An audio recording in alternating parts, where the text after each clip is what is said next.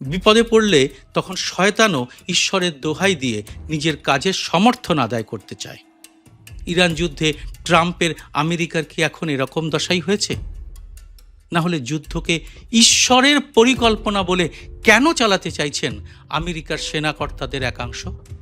আমেরিকার সেনাবাহিনী, নৌবাহিনী এবং বিমান বাহিনী প্রতিটি শাখার 200 জনের বেশি সেনা অফিসার এবার প্রকাশ্যে এসে অভিযোগ করেছেন তাদের ঊর্ধ্বতন অফিসাররা ইরানের বিরুদ্ধে এই যুদ্ধকে বাইবেলের আর্মাগেডন বা চূড়ান্ত মহাযুদ্ধের অংশ বলে প্রচার করছেন। তারা বলছেন প্রেসিডেন্ট ডোনাল্ড ট্রাম্পকে যীশু খ্রিস্ট স্বয়ং মনোনীত করেছেন ইরানে সিগন্যাল ফায়ার জ্বালানোর জন্যে, যাতে যিশুর প্রত্যাবর্তন ঘটে। আর এই অভিযোগগুলি জমা পড়েছে আমেরিকার মিলিটারি রিলিজিয়াস ফ্রিডম ফাউন্ডেশন বা MRFF এর কাছে। অভিযোগে একজন নন কমিশনড অফিসার বা NCO 15 জন সেনার হয়ে লিখেছেন, আজ সকালে আমাদের কমান্ডার কমব্যাট রেডিনেস ব্রিফিংয়ের সময় বললেন, ইরানে যা ঘটছে তাতে তোমরা ভয় পেও না, এটা ঈশ্বরের ঐশ্বরিক পরিকল্পনার একটা অংশ। ওই কমান্ডার এরপরে বাইবেল থেকে আর্মাগেডন এবং যিশুর আসন্ন প্রত্যাবর্তনের উদ্ধৃতি দিলেন। বললেন প্রেসিডেন্ট ট্রাম্পকে যীশু খ্রিস্ট স্বয়ং মনোনীত করেছেন ইরানে সিগন্যাল ফায়ার জ্বালিয়ে আর্মাগেডন শুরু করার জন্য, যাতে যিশুর প্রত্যাবর্তন ঘটে। এই কথাগুলো বলার সময় কমান্ডারের মুখে বড় হাসি ছিল, যেন তিনি বিরাট একটা আনন্দের খবর দিচ্ছেন। এমনটাই লিখেছেন ওই অফিসার। তিনি যে 15 জনের হয়ে এই অভিযোগটি করেছেন তাদের মধ্যে 11 জন খ্রিস্টান, 1 জন মুসলিম এবং 1 জন ইহুদি রয়েছেন। তবে এটা শুধু একটা ইউনিটের কথা নয়। MRFF এর প্রেসিডেন্ট মাইকি ওয়াইনস্টাইন জানিয়েছেন 50টিরও বেশি সামরিক ইনস্টলেশনে সব শাখা থেকে এ ধরনের অভিযোগ এসেছে। মানে রীতিমতো পরিকল্পনা করেই এ কথা বলা হচ্ছে। সেনারা বলছেন এই সব কমান্ডাররা অবাধ উল্লাস করছেন, যেন যুদ্ধ নয়, তারা ঈশ্বরের ইচ্ছা পূরণ করছেন। আর এই অভিযোগগুলো ছাপা হয়েছে দ্য গার্ডিয়ান, আল জাজিরা এবং অন্যান্য আন্তর্জাতিক সমস্ত বড় সংবাদ মাধ্যমে। বুঝতে পারছেন কত বড় বিপদে পড়লে সেনাদের মনোবল ধরে রাখতে এরকম কাজ করতে হয়। এর আগেও আমি আপনাদের জানিয়েছিলাম আমেরিকার সেনাবাহিনীর একটি বড় অংশই এই যুদ্ধে নিজেদের জড়াতে চাইছেন না। এর মধ্যেই আমেরিকার কর্মরত এবং প্রাক্তন 38 জন সেনাকর্তা ট্রাম্পের তীব্র সমালোচনা করে রাজনৈতিক স্বার্থে সেনাকে ব্যবহার করার অভিযোগ এনেছেন, যা আমেরিকার ইতিহাসে আগে কখনো ঘটেনি। আর এরপরেই ভাইরাল হয়েছে একটি ছোট্ট video clip.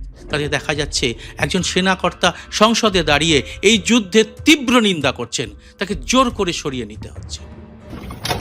America does not want to send its sons and daughters to war for Israel. Your inability to name that shows your exemptness as leaders. This is wrong, and nobody wants to fight for Israel.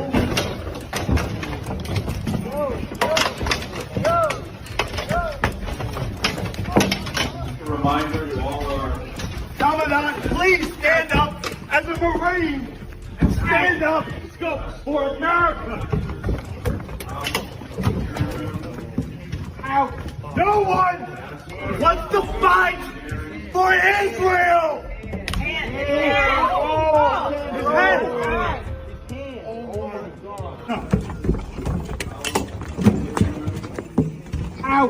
No one wants to fight for Israel. His hand, his hand. Oh, his hand.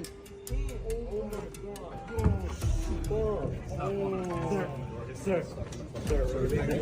Let go of your hand. Let go of the door. Let go of the door. Can you The let? senator broke his hand.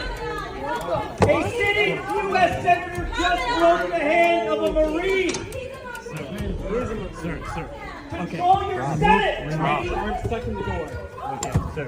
A U.S. senator just broke. আজকের এই এপিসোডটিতে আমেরিকার প্রেসিডেন্টের এই নয়া মৌলবাদী কৌশলের বিষয়টি বিশ্লেষণ করব। ভিডিওটি ভালো লাগলে লাইক ও শেয়ার করে আরও মানুষের কাছে পৌঁছে দিতে ভুলবেন না।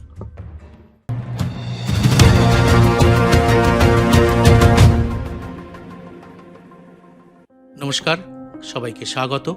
আমি সুব্রত বসু। আমেরিকার জনতা এবং সেনাবাহিনীর একটা বড় অংশ চাইছেন না এই যুদ্ধ। সেনাবাহিনীর মধ্যে প্রশ্ন উঠেছে, এই যুদ্ধে আমেরিকার কি লাভ? শুধু ট্রাম্পের রাজনৈতিক লাভের জন্য কেন সেনাবাহিনীকে ব্যবহার করা হবে? আমেরিকার রাজনীতিকরা অভিযোগ করেছেন, এপস্টিন ফাইল থেকে নজর ঘোরাতেই এই যুদ্ধ করা হচ্ছে। আর তাই সেনাবাহিনীর মধ্যে একটা ধর্মীয় উন্মাদনা তৈরি করাই কি এখন ট্রাম্প প্রশাসনের লক্ষ্য? তারা যুদ্ধকে একটা ধর্মযুদ্ধ বলে চালানোর চেষ্টা করছে। আর এটা হলে বিশ্ব এক ভয়ঙ্কর পরিণতির দিকে এগিয়ে যাবে। এই ধর্মীয় উন্মাদনা যারা তৈরি করছে তাদের হাতে রয়েছে পরমাণু অস্ত্র। সামরিক শক্তিতে তাদের সুপার পাওয়ার বলা হয়। তাই বিষয়টিকে একেবারেই হালকাভাবে নেওয়া উচিত নয়। এর তীব্র নিন্দা করেছেন বিশ্বের বিভিন্ন প্রান্তের মানুষ। এটা শুধু অসাংবিধানিক নয়, এটা মানবতার বিরুদ্ধে অপরাধ। আগামী কয়েক মিনিটে আমি পুরো বিষয়টি বিস্তারিতভাবে তুলে ধরব। ঘটনার বিবরণ, প্রেক্ষাপট, ঐতিহাসিক পটভূমি এবং বিপদের মাত্রা এবং কেন এটা অবিলম্বে থামাতে হবে তা ধাপে ধাপে সামনে আনার চেষ্টা করব। কারণ এই ঈশ্বরের পরিকল্পনা যদি চলতে থাকে তাহলে ইরান নয়, পুরো বিশ্ব কিন্তু ধ্বংসের দ্বার প্রান্তে দাঁড়িয়ে যাবে। মাত্র 6 দিন আগে ইসরায়েল এবং আমেরিকা যৌথভাবে ইরানে ব্যাপক হামলা চালায়। আয়াতুল্লাহ আলী খামেনেইকে হত্যা করা হয়। বোমা ফেলে মারা হয় স্কুলের 160টিরও বেশি নিষ্পাপ শিশুকন্যাকে। ইরানের জবাবি প্রত্যাঘাতে হরমুজ প্রণালীতে জাহাজ চলাচল বন্ধ হয়ে যায়। এতে তেলের দাম এখন আকাশ ছোঁয়া হতে চলেছে। আর এরপর আমেরিকা যুক্তরাষ্ট্রের পক্ষে প্রতিরক্ষা মন্ত্রী পিট হেগসেথ কি বলেছেন? তিনি বলেছেন, ইরানের মতো উন্মাদ রেজিম যারা প্রফেটিক ইসলামিক ডিলিউশনে বিশ্বাস করে তাদের কাছে পরমাণু অস্ত্র থাকতে দেওয়া যায় না। কিন্তু সামরিক ব্রিফিংয়ে সেনাদের বলা হচ্ছে ভিন্ন কথা। এটা নাকি কোনো রাজনৈতিক সিদ্ধান্ত নয়, এটা হচ্ছে ঈশ্বরের ইচ্ছে। এই ভাষা কিন্তু ভয়ঙ্কর বিপজ্জনক। একদিকে পেন্টাগন বলছে জাতীয় নিরাপত্তার জন্য এই কাজ করা হচ্ছে, অন্যদিকে কমান্ডাররা ভেতরে ভেতরে বলছেন বাইবেলের ভবিষ্যৎবাণীর কথা। এমআরএফএফ এর অভিযোগ, এই রেটরিক শুধু 2-1 জায়গায় নয়, 30টিরও বেশি বেসে ছড়িয়ে পড়েছে। সেনারা ভয়ের বিরুদ্ধে কথা বলতে পারছেন না, কারণ ঊর্ধ্বতনের বিরুদ্ধে অভিযোগ মানেই তো কর্মজীবন শেষ, খোয়াতে হবে চাকরি। ওয়াইনস্টাইন বলেছেন, সামরিক ইউনিফর্ম পরে একজন শুধু একটি ধর্মীয় প্রতীকই বহন করেন, সেটা হলো আমেরিকার জাতীয় পতাকা। সেনাদের একটি ধর্মগ্রন্থ হয়, সেটা হলো দেশের সংবিধান। আর তাদের একটি ধর্ম হয়, সেটা হলো দেশপ্রেম। কিন্তু তার জায়গায় এখন বাইবেল ঢুকে পড়েছে। এটা সাংবিধানিক নিয়ম লঙ্ঘন। যুক্তরাষ্ট্রের সংবিধানের প্রথম সংশোধনীতে স্পষ্ট করে বলা হয়েছে, রাষ্ট্র এবং ধর্ম আলাদা, সেনাবাহিনী কোনো ধর্মীয় যুদ্ধের মাঠ নয়। কিন্তু এই ঘটনা তো হঠাৎ করে ঘটেনি। এটা খ্রিস্টান ন্যাশনালিজমের দীর্ঘদিনের ফসল। প্রেসিডেন্ট ট্রাম্পকে অনেক খ্রিস্টান জায়নিস্ট ঈশ্বরের নির্বাচিত বলে মনে করেন। আমেরিকার প্রতিরক্ষা মন্ত্রী পিট হেগসেথ নিজে খ্রিস্টান ন্যাশনালিস্ট। তিনি পেন্টাগনে বাইবেল স্টাডি গ্রুপ চালান। তিনি বিতর্কিত পাস্টার ডগ উইলসনকে প্রার্থনা সার্ভিসেও ডেকেছেন। এই উইলসন বলেন, আমি চাই এই দেশ খ্রিস্টান রাষ্ট্র হোক, পুরো বিশ্ব খ্রিস্টান বিশ্ব হোক। বাইবেলে আর্মাগেডনের কথা বলা আছে, যেখানে শয়তানের বিরুদ্ধে চূড়ান্ত যুদ্ধ হয় এবং যিশু ফিরে আসেন। অনেক খ্রিস্টান বিশ্বাস করেন ইসরায়েলের শত্রু ইরান ধ্বংস না হলে যিশু ফিরবেন না। এই তত্ত্বকে ডিসপেনসেশনালিজম বলে। জন হাগি, জেরি ফালোয়েলের মতো পোস্টাররা দশকের পর দশক ধরে এটা প্রচার করে চলেছেন। এখন সেই তত্ত্ব সামরিক ব্রিফিং এর মধ্যে ঢুকে পড়েছে। একজন কমান্ডার সেনাদের বলছেন, ভয় পেও না, এটা ঈশ্বরের পরিকল্পনা। এর অর্থ কি? এর অর্থ হলো যুদ্ধে মৃত্যু, ধ্বংস, রক্তপাত সবই ভালো, কারণ এটা ঈশ্বর চান। এটা সেনাদের মনে ধরাতে পারলেই তারা আর ট্রাম্পের উদ্দেশ্যে এই যুদ্ধ কেন তা নিয়ে আর কোনো প্রশ্ন তুলবেন না। ইরান যুদ্ধে ইতিমধ্যেই আমেরিকান সেনা নিহত হয়েছে, তেলের দাম বেড়েছে, মধ্যপ্রাচ্যে অস্থিরতা ছড়িয়েছে। পরমাণু যুদ্ধের ঝুঁকিও বেড়েছে। এই পরিকল্পনা যদি সত্যি হয় তাহলে ঈশ্বর কেন এরকম চাইবেন? আর সৃষ্টিকর্তা ঈশ্বর কি কোনো নির্দিষ্ট ধর্মের হয়? এটা কখনো হয় না। সবার উপরে মানবতা, এটাই পরম সত্য। যুদ্ধ সবসময় মানবতা বিরোধী। এটা ঈশ্বরের নামে মানুষের উন্মাদনা, ধর্মকে রাজনৈতিক অস্ত্র হিসেবে কাজে লাগানো। মানব সভ্যতায় এই কাজ আগেও অনেকবার হয়েছে। আবারও কি ট্রাম্প সেই রক্তাক্ত যুগকে ফিরিয়ে আনতে চাইছেন? আর কেন এটা ভয়ঙ্কর বিপজ্জনক? যদি কমান্ডাররা বিশ্বাস করেন যে এই যুদ্ধ ঈশ্বর চান, তাহলে তারা তাদের সীমা অতিক্রম করবেন। পরমাণু অস্ত্রের ব্যবহারও এতে হয়ে যেতে পারে। ঈশ্বরের ইচ্ছা বলে তাহলে এই কাজকে মান্যতা দেওয়া যাবে। ভাবুন, একজন কমান্ডার যিনি আর্মাগেডন চান, তার হাতেই রয়েছে পারমাণবিক অস্ত্রের কোড। আর উল্টো দিকেও তৈরি হবে পাল্টা মৌলবাদ। মুসলিম বিশ্ব এটাকে ক্রুসেড 2.0 বলে মনে করবে। ইরান, চীন, রাশিয়া প্রচার করবে, দেখো আমেরিকা ধর্মীয় যুদ্ধ করছে। এতে সন্ত্রাসবাদও বহুগুণ বাড়বে। MRFF এর অভিযোগ স্পষ্ট। কমান্ডাররা গ্লিফুল বা আনন্দিত। তারা বলছেন এটা বাইবেল অনুমোদিত। এই মানসিকতার একদিকে জিহাদ আর অন্যদিকে আর্মাগেডন, যা কোনো ধর্মই সমর্থন করে না। বিশ্বের কোনো ধর্মই নিরপরাধ মানুষকে হত্যার লাইসেন্স দেয় না। প্রতিটি ধর্মের প্রকৃত ধার্মিকরা সেটাই পালন করেন। তারা হত্যার নিন্দা করেন। এটাই মানবিকতা।